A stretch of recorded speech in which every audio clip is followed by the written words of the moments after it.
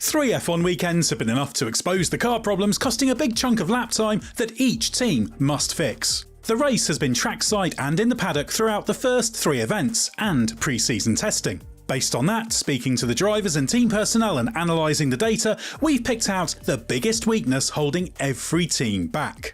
No team encapsulates the fact that the 2026 regulations are all about the power unit better than Ferrari. It has what some rivals suggest is the best car in terms of corner performance, but its power disadvantage means it's not at the level of Mercedes. As Lewis Hamilton said in China, Ferrari is hugely down when compared to the Mercedes engine.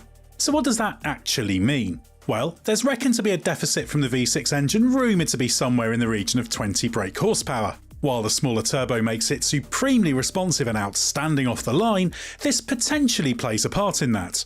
Battery energy is also consumed more quickly as a result of compensating for this. This makes it a raceable car, one that led both in Australia and China, but that ultimately always falls behind Mercedes, and in Japan it also slipped behind McLaren. Team principal Fred Vasseur expects Ferrari to be given the chance to upgrade its engine when A2O, the additional development and upgrade opportunities that can be triggered if the FIA deems performance to be at least 2% down, kicks in. But until then, this is a baked-in disadvantage when it comes to lap time, although the cost of it will vary by track configuration. Most teams, at least those without Ferrari engines, have struggled with starts, but Audi's difficulties are on another level, with Gabriele Bortoleto declaring them terrible. This is first and foremost down to the power unit having what is thought to be the largest turbo in the field. That's good for potential peak power, but means far more inertia. That makes it harder work to spin it up and to keep it in the right window to optimise boost pressure for the start. On the 6 occasions an Audi has taken the start this year, it has lost places 5 times. Based on position on the grid versus the end of lap 1, that's an average loss of just under 4 places. While the drivers can improve their getaways, the problems are consistent. The turbo is spun up by applying the throttle to get the boost pressure where it's required. But then it's necessary to reduce throttle just before the start itself, and that pressure drops. This means the car bogs down, then suffers wheel spin in the second phase when the power belatedly kicks in. This is the primary weakness for Audi because no matter how well you qualify, if you are usually 4 places worse off come the end of the first lap, then you are up against it to score points. And worst of all, Audi boss Mattia Binotto doesn't think there's an obvious fix. If Audi gets the opportunity to introduce upgrades under the A2O rules, maybe that could change this year. But for now, Audi is stuck with it. Even the all-conquering Mercedes W17 isn't perfect.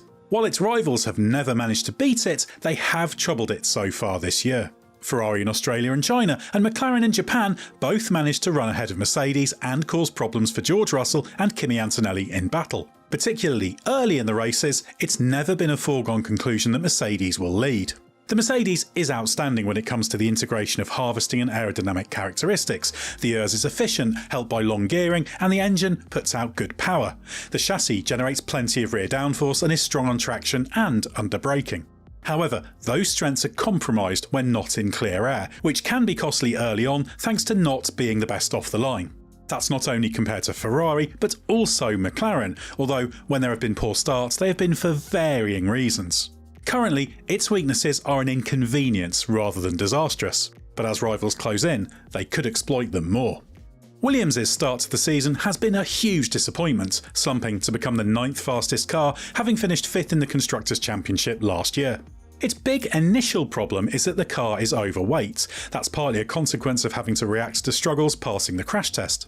The team hasn't revealed the exact figure, but it was by as much as 30 kilos early on, worth 9/10 of a second, even if you use the most conservative rule of thumb of 3/10 lost per 10 kilos. Fortunately, a good step is expected to be made towards rectifying that with upgrades for the next race in Miami next month.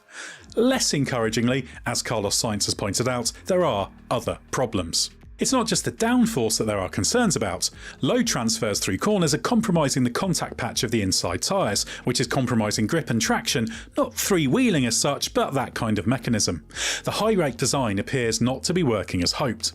There is at least significant lap time to be gained when the weight is reduced, but that comes at a cost and won't solve all of Williams' troubles. The Haas VF26 is a strong all-rounder, with a good, usable spread of downforce that inspires confidence in the drivers. However, it struggles when it comes to qualifying pace. Judged by single lap speed, Haas has the 8th fastest car. That puts it at the back of the 4-team midfield group. Haas has only reached the 3rd stage of qualifying twice out of 8 attempts, on both occasions in the hands of Ollie Bearman in China. Yet the race results are far more impressive, with consistent points finishes. Part of the problem is the challenge of optimising deployment for a push lap. That was something Esteban Ocon highlighted after qualifying 12th in Japan. However, both of these areas should be improved quickly, which would make Haas even more formidable at the front of the midfield. Early on, McLaren's big problem was not being able to optimise the potential of the power unit as effectively as Mercedes. While the works team still has a tiny edge when it comes to that, McLaren has closed the gap dramatically, and that has revealed its true weakness: a downforce deficit. The McLaren is at its best in slower corners, and the underlying concept has, according to team principal Andrea Stella, significant potential. But while there's no fundamental weakness, it's simply giving away that little bit of time. Part of this might be baked into the car. It has a shorter gearbox, and as a result shorter wheelbase, around 10 cm less than the maximum allowed. That has made it easier to keep the car weight down, but perhaps at the cost of downforce opportunity. However, the team promises upgrades will significantly improve the McLaren for the next race in Miami, meaning there's plenty of reason for encouragement after it flirted with victory at Suzuka. Last year, the V-Carb was a forgiving car with a wide setup window, but the change of regulations has made it a trickier beast, particularly on a fast lap. In pre-season testing it looked difficult under braking.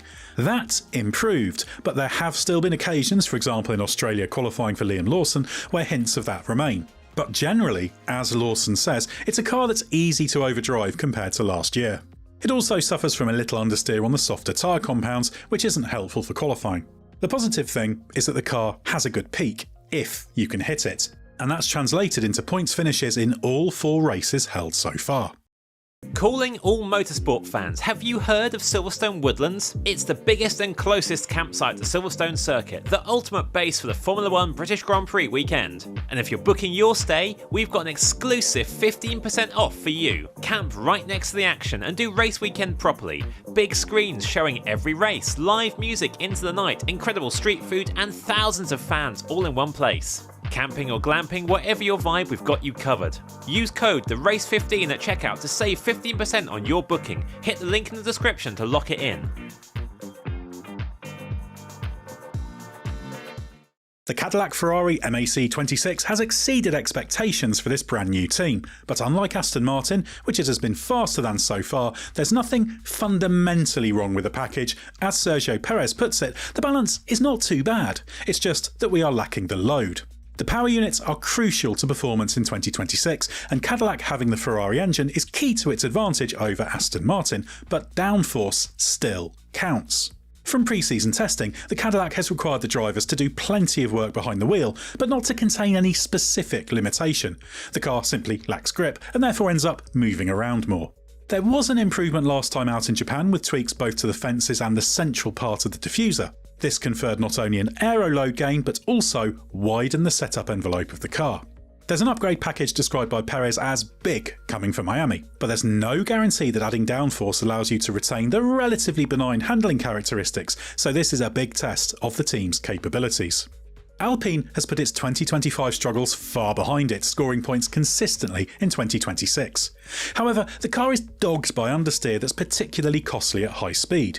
In Australia, this meant it struggled badly, although Pierre Gasly demonstrated it had good race pace by battling through to 10th in the Grand Prix. But things improved in China, and that allowed Gasly to pick up 6th in Shanghai, followed by 7th at Suzuka. Upgrades are coming, and it's hoped that the understeer problem can be eliminated soon. Once that is ticked off, it will be about making fast enough progress relative to the opposition to close the gap to the leading teams. And that's what Alpine is now focused on, as leading the midfield is not the limit of its ambitions. The Honda power unit is clearly the first order problem for Aston Martin, estimated to be worth around 2 seconds per lap of its deficit. But it's clear that while Honda has its troubles, you can't entirely separate them from the extent to which the design demands of Aston Martin's technical supremo, Adrian Newey, contributed to that. This led to the request to shorten the overall length of the power unit, which Honda delivered, but at the cost of redesigning some peripheral parts of the package, although the V6 itself remained unchanged. Integration plays a part, which is why such demands cannot be entirely separated from Honda's struggles. The priority problem is the vibrations that have led to battery damage. It's unclear when this will be resolved, although Aston Martin tested parts in practice in Japan to dampen those vibrations being transmitted to the driver via the steering wheel. Mike Cragg said these showed promise, but they weren't raced as they were new components. But that's just one problem. The V6 engine is down on power, which has a compound disadvantage as it also requires more battery energy to be used to compensate. The Honda is also struggling when it comes to energy recovery efficiency. This means that even if the reliability problems are fixed, and right now this is the priority for Honda and it will be some time, the performance simply isn't there. As for the car itself, aerodynamically, Newey claims it can lead the midfield, but until the worst of the power unit limitations are eliminated, there's no way to test that. It says a lot about the depth of Red Bull's problems that the power unit isn't its main weakness. After all, this is the first F1 engine produced by a brand new powertrains operation. Instead, the big concern is the car is, at times, undrivable, and with troubling echoes of both 2024 and 25, there are big balance problems. We've gone for mid-corner understeer as the main problem, with Max Verstappen complaining regularly about difficulties achieving the required rotation. But it's not just mid-corner that things are going wrong. In China and Japan, Verstappen complained of setup changes not being able to cure its ailments, with one axle or the other hitting trouble and a resulting lack of confidence behind the wheel. As team principal Laurent Mekies admits, Red Bull has head-scratching balance and characteristics problems, and that's left it floundering in the midfield.